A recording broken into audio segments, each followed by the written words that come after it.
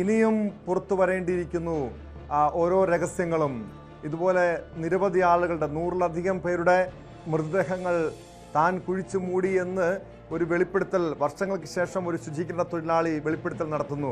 തൻ്റെ കുടുംബത്തിലേക്കും സമാനമായ ദുരനുഭവം ഉണ്ടായപ്പോഴാണ് അതിൽ കുറ്റബോധം കാരണം, ഭയം കാരണം അയാൾക്ക് നാട് വിടേണ്ടി വന്നത്. KP അഭിലാഷ് കൂടി ചേരുന്നുണ്ട്. അഭിലാഷ്, ഈ അനന്യ ഭട്ടിൻ്റെ, സൗജന്യയുടെയൊക്കെ കുടുംബാംഗങ്ങൾ നീതിക്ക് വേണ്ടി ഇപ്പോഴും പോരാട്ടം നടത്തുന്നു. കണ്ണീരോടെ കഴിയുന്ന നിരവധി കുടുംബങ്ങൾ ഇപ്പോഴുമുണ്ട്. ഭയപ്പാടോടെ ജീവിക്കുന്ന നിരവധി കുടുംബങ്ങൾ. ഈ ശുചീകരണ തൊഴിലാളി അയാൾ മാത്രം 100-ലധികം പേരുടെ മൃതദേഹങ്ങൾ കുഴിച്ചു മൂടി എന്ന് പറയുന്നുണ്ട്. തെളിവ് നശിപ്പിക്കാൻ കൂട്ടുന്നെന്ന് പറയുന്നുണ്ട്. അതിനുശേഷം പിന്നീട് അയാൾ അപ്രത്യക്ഷനാകുന്ന കാഴ്ച. അങ്ങനെയെങ്കിൽ മറ്റ് ശുചീകരണ തൊഴിലാളികളുടെ അല്ലെങ്കിൽ മറ്റാളുകളുടെ സഹായത്തോടെ വീണ്ടും കൊലപാതകങ്ങൾ നടത്തിയേക്കാം. ഇതുപോലെ തന്നെ തെളിവുകൾ, ഇതുപോലെ തന്നെയുള്ള മൃതദേഹങ്ങൾ കുഴിച്ചു മൂടിയിട്ടുണ്ടാകാം. ആ തലങ്ങളിലേക്കൊക്കെ അന്വേഷണം നീങ്ങേണ്ടതാണ്. ഈ 100-നപ്പുറം ഏകദേശം ഈ കാലയളവിൽ, ഈ ഒരു 3 പതിറ്റാണ്ട് കാലയളവിൽ 450ഓളം പേർ ധർമ്മസ്ഥലയിലും പരിസര പ്രദേശങ്ങളിലുമായ അവരുടെ കാണാതായിട്ടുണ്ടെന്ന വിവരങ്ങളുണ്ട്. എങ്ങനെയാണ് ഇനി വിശദമായിട്ടുള്ള അന്വേഷണം ഈ പ്രത്യേക അന്വേഷണ സംഘത്തിൻ്റെ ഭാഗത്തുനിന്ന് ഉണ്ടാവുക? പ്രത്യേകിച്ചും ഹെൽപ്പ് ഡെസ്ക് തുറന്നിട്ടുണ്ട്. കൂടുതൽ ആളുകൾ പരാതിയുമായി അന്വേഷണ സംഘത്തെ സമീപിച്ചിട്ടുണ്ടോ അഭിലാഷ്? യെസ്, അതായത് ടോം, നമുക്ക് വളരെ കൃത്യമായി പ്രേക്ഷകരോട് പറയാൻ സാധിക്കും. അതായത് ഈ വാർത്താ പരമ്പര നമ്മൾ ഏറ്റെടുക്കുമ്പോൾ നമ്മൾക്ക് മുന്നിൽ ഉണ്ടായിരുന്ന ദൗത്യം എന്നത് ധർമ്മസ്ഥല എന്ന് പറയുന്ന പ്രദേശത്ത് പതിറ്റാണ്ടുകളായി നിരവധിയായ ആളുകളെ ദുരൂഹമായ സാഹചര്യത്തിൽ കാണാതാകുന്നു. ധർമ്മസ്ഥലയിലേക്ക് മലയാളികൾ ഉൾപ്പെടെ ഉള്ളവർ തീർത്ഥാടനത്തിന്റെ ഭാഗമായി എത്തുന്ന ഒന്നാണ്. ദക്ഷിണ കന്നഡയിലെ അല്ലെങ്കിൽ രാജ്യത്തെ തന്നെ അറിയപ്പെടുന്ന ഒരു തീർത്ഥാടന കേന്ദ്രം കൂടിയാണ് അവിടം എന്നുള്ളതാണ്.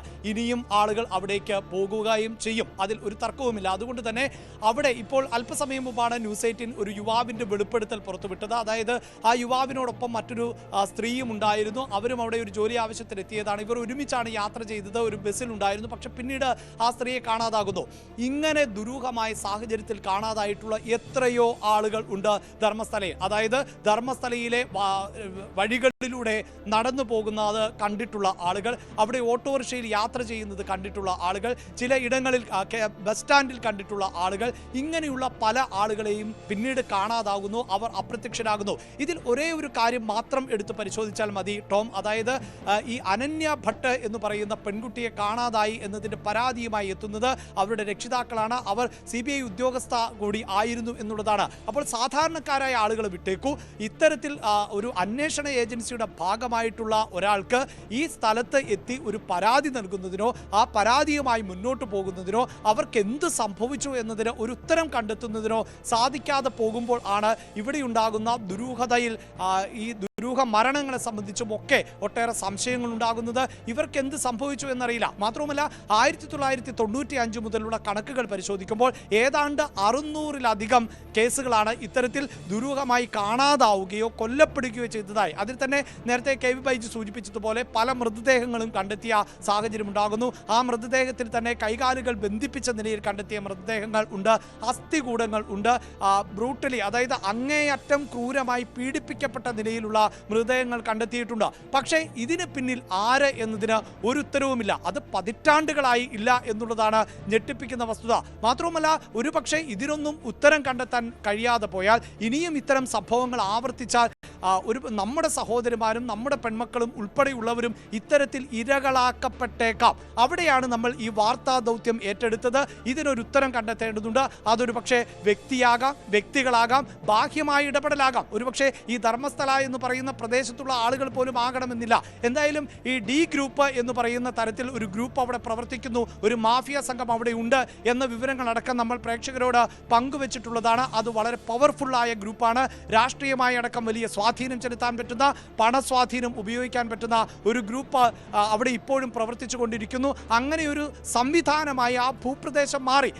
അതിൻ്റെ ഭാഗമായി നമ്മൾ കൂട്ടിച്ചേർത്തിട്ടുള്ള വാർത്തകളുണ്ട്. അനീഷ് എന്ന് പറയുന്ന ഒരു യുവാവ് നമുക്ക് കൃത്യമായി KV ബൈജുവിന് വാർത്തയുടെ വിശദാംശങ്ങൾ നൽകുന്നു. അവിടെ ഏക്കർ കണക്കിന് ഭൂമി അദ്ദേഹത്തിൻ്റെ അച്ഛനിൽ നിന്ന് തട്ടിയെടുത്തു. തട്ടിയെടുക്കുക മാത്രവുമല്ല അതിനെ പിന്നീട് ചോദ്യം ചെയ്തപ്പോൾ അച്ഛനെ കൊലപ്പെടുത്തുന്നു. ആ കൊലപ്പെടുത്തിയതിന് ദൃക്സാക്ഷി ഉണ്ടായിരുന്നു, പക്ഷേ ആ ദൃക്സാക്ഷിയൊക്കെ പിന്നീട് അപ്രത്യക്ഷമാകുന്നു. ഇവിടെ നമുക്ക് ചേർക്കേണ്ടി വരുന്നത് ഒരു പക്ഷേ അനീഷ് എന്ന ആ യുവാവ് നമ്മളോട് വെളിപ്പെടുത്തിയ ആൾ ആ വ്യക്തിയുടെ അച്ഛനാണോ ഇത്? അതൊന്നും നമുക്ക് പറയാൻ സാധിക്കില്ല. ഇങ്ങനെ എത്രയോ ആളുകൾ അവരുടെ ബന്ധുക്കൾക്ക്, അച്ഛന്, അമ്മയ്ക്ക്, സഹോദരന്, സഹോദരിക്ക്, മകന്, മകൾക്ക് എന്ത് സംഭവിച്ചു എന്ന ചോദ്യം ചോദിച്ചുകൊണ്ടേയിരിക്കുന്നു. അതിനുത്തരം കണ്ടെത്തേണ്ടതില്ലേ എന്നുള്ളതായിരുന്നു നമ്മുടെ ഈ വാർത്താ പരമ്പരയുടെ ലക്ഷ്യം. ആ ഒരു ദൗത്യമാണ് നമ്മൾ ഏറ്റെടുക്കുകയും അങ്ങനെ വാർത്തകൾ നൽകുകയും ഈ ആക്ഷൻ കൗൺസിൽ അടക്കം നിരവധിയായ പരാതികൾ ഇപ്പോൾ തന്നെ ശേഖരിക്കുകയും ചെയ്തിട്ടുണ്ട്. അതിൽ തന്നെ നൂറുകണക്കിന് പരാതികൾ ഉണ്ട്. ഇതിൽ ആരുടേതാണ് ഈ മൃതദേഹം എന്നുള്ളത് ഇനിയാണ് കണ്ടെത്തേണ്ടതായി വരുന്നത്. നമുക്ക് എന്തായാലും ഒരു കാര്യം ഉറപ്പിച്ചു പറയാൻ സാധിക്കും, അതായത് ശുചീകരണ തൊഴിലാളി ഇപ്പോൾ തന്നെ ഈ ശുചീകരണ തൊഴിലാളിയെ മൃതദേഹം കുഴിച്ചുമൂടാൻ ഏൽപ്പിക്കുകയാണ് ചെയ്തിട്ടുള്ളത്. അപ്പോൾ സ്വാഭാവികമായും അത് ആരാണ് ഏൽപ്പിച്ചത് എന്ന ഒരു ഉത്തരം തീർച്ചയായും ശുചീകരണ തൊഴിലാളി ഈ അന്വേഷണ സംഘത്തിന് മുന്നിൽ പറഞ്ഞിട്ടുണ്ടാകും. പക്ഷേ ആ ഉത്തരം മാത്രം പോരാ. അത് ടോം നേരത്തെ സൂചിപ്പിച്ചതുപോലെ ഒരു ശുചീകരണ തൊഴിലാളി വന്ന് ഞാൻ ഇത്രയധികം മൃതദേഹങ്ങൾ കുഴിച്ചിട്ടു എന്ന് പറയുമ്പോൾ അത് ആ വ്യക്തിയുടെ മാനസിക വിഭ്രാന്തിയെ തുടർന്ന് ഉണ്ടാകുന്നതാണോ എന്നതൊന്നും അറിയാൻ സാധിക്കുമായിരുന്നില്ല. ഇപ്പോഴാണ് ഈ ശുചീകരണ തൊഴിലാളി പറഞ്ഞിട്ടുള്ള വാക്കുകളെ, വെളിപ്പെടുത്തലുകളെ ബന്ധിപ്പിക്കുന്ന തെളിവുകളിലേക്ക് അന്വേഷണ സംഘത്തിന് കടക്കാൻ സാധിച്ചിട്ടുള്ളത്.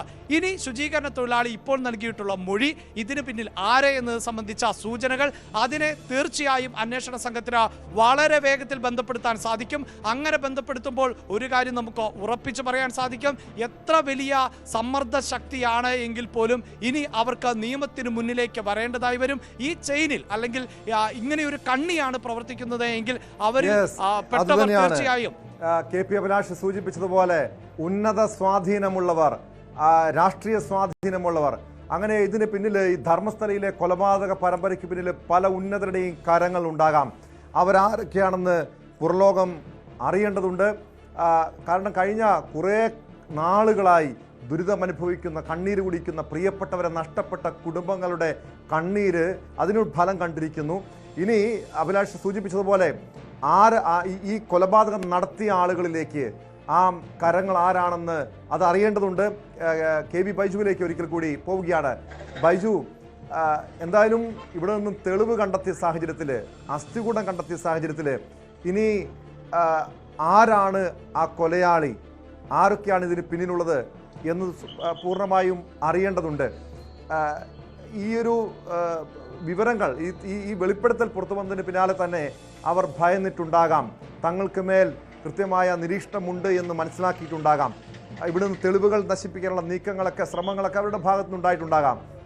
ഇവർ ഈ പ്രത്യേക അന്വേഷണ സംഘത്തിൻ്റെ, പോലീസിൻ്റെ നിരീക്ഷണത്തിലുണ്ടോ ബൈജു?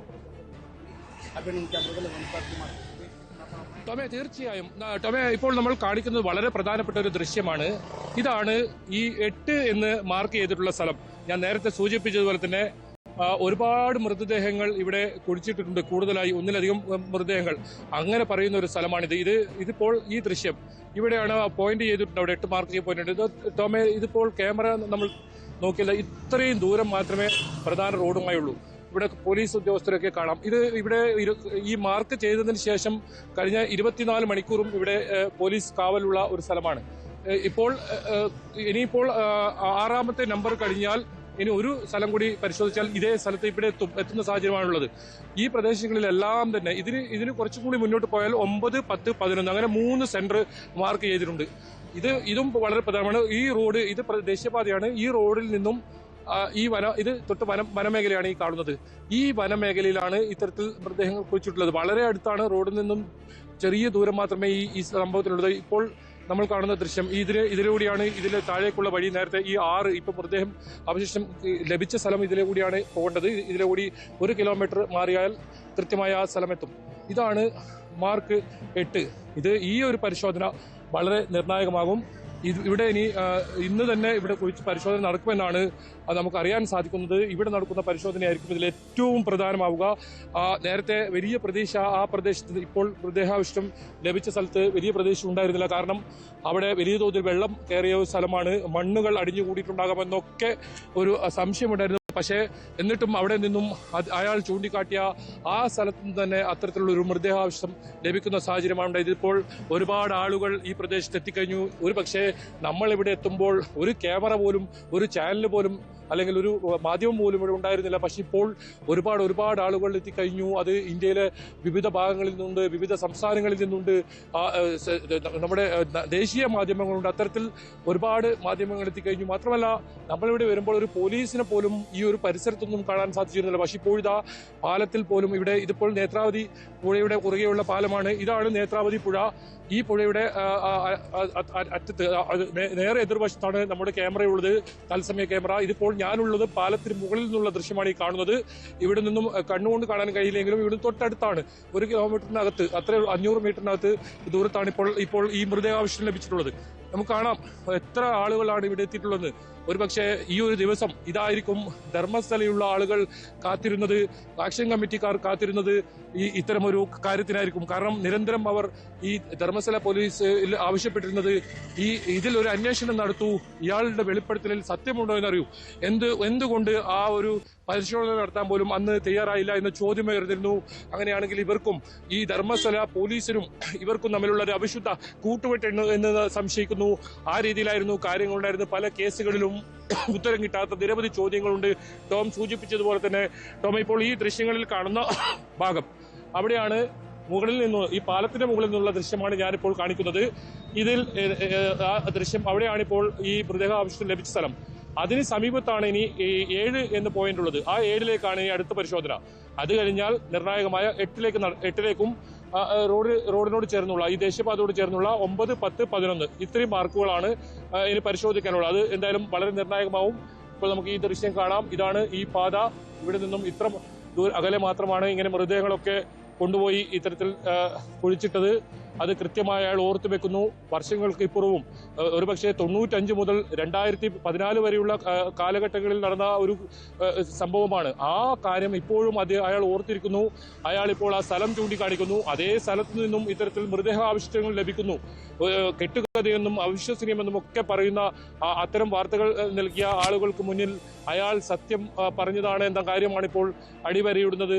ഇത് ഇനി നടക്കുന്ന പരിശോധനകൾക്ക് കൂടുതൽ വേഗത. കൊലപാതക പരമ്പരയിൽ നിർണായക കണ്ടെത്തലാണ് ലഭിച്ചിരിക്കുന്നത്. 6ാം പോയിന്റിലെ തെരച്ചിലിൽ അസ്ഥികൂടം കണ്ടെത്തിയിരിക്കുന്നു. പ്രദേശത്തെ തെരച്ചിലിൽ മൃതദേഹാവശിഷ്ടങ്ങൾ കൂടുതൽ ലഭിക്കുമെന്ന പ്രതീക്ഷയുണ്ട്. KV ബൈജു ഇപ്പോൾ 7ാം പോയിന്റിലേക്ക് എത്തിയിട്ടുണ്ട്. അടുത്ത പരിശോധന 7ാം പോയിന്റിലാണ്. ഇന്ന് ഏകദേശം 12 പോയിന്റുകളിൽ മുൻ ശുചീകരണ തൊഴിലാളി ചൂണ്ടിക്കാണിച്ച 12 പോയിന്റുകളിൽ ഇന്ന് പരിശോധന ഉണ്ടാകും എന്നാണ് മനസ്സിലാക്കാൻ പുറത്തു വരുന്ന വിവരങ്ങൾ. എന്തായാലും നാളുകൾ നീണ്ട അഭ്യൂഹങ്ങൾക്കും ദുരൂഹതകൾക്കുമൊക്കെ വിരാമം ഇട്ടുകൊണ്ടാണ് ന്യൂസ് 18 കേരളം പുറത്തു കൊണ്ടുവന്ന ധർമ്മസ്ഥലയിലെ ആ കുഴിച്ചു മൂടിയ രഹസ്യങ്ങളൊടുവിൽ പുറത്തു വരുന്നത്. ഇപ്പോൾ ലഭ്യമായിരിക്കുന്നത് ഒരു പുരുഷന്റെ മൃതദേഹമാണ്. കൂടുതൽ ഇടങ്ങളിലേക്ക് കൂടുതൽ തെളിവുകൾ ഇന്ന് തന്നെ ലഭ്യമാകുമെന്ന പ്രതീക്ഷയിലാണ് പ്രത്യേക അന്വേഷണ സംഘം. ഈ വാർത്ത